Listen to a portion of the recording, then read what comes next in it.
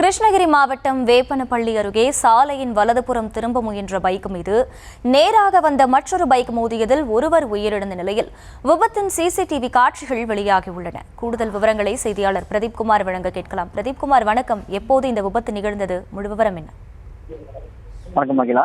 கிருஷ்ணகிரி மாவட்டம் வேப்பனப்பள்ளி அருகே உள்ள ராமச்சந்திரம் கிராமத்தை சேர்ந்தவர் ராஜேந்திரன்.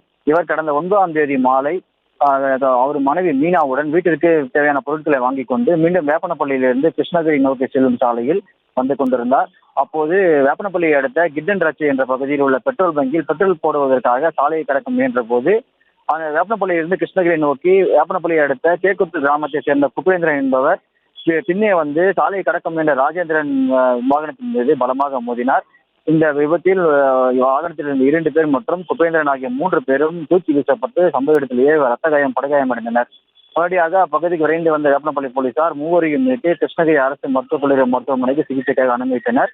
அங்கு பலத்த காயமடைந்த ராஜேந்திரன் மேல் சிகிச்சைக்காக தருமபுரி அரசு மருத்துவக் கல்லூரி மருத்துவமனையில் அனுமதிக்கப்பட்டார்.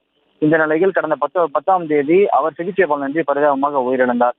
இதையடுத்து இந்த விபத்து குறித்து வேப்பனப்பள்ளி போலீசார் வழக்கு பதிவு செய்து விசாரணை மேற்கொண்டு வந்த நிலையில் இந்த விபத்து குறித்தான சிசிடிவி காட்சி வெளியாகி பெரும் பரபரப்பை ஏற்படுத்தியுள்ளது. சாலையை கடக்க முயன்ற கணவன் மனைவி இருவர் மீது பின்னே வந்த இருசக்கர வாகனம் மோதி தூக்கி வீசப்படும் இந்த அதிர்ச்சி ஊட்டும் காட்சி இப்பகுதியில் வெளியாகி பெரும் பரபரப்பையும் அதிர்ச்சியும் ஏற்படுத்தியுள்ளது. விவரங்களுக்கு நன்றி பிரதீப்குமார்.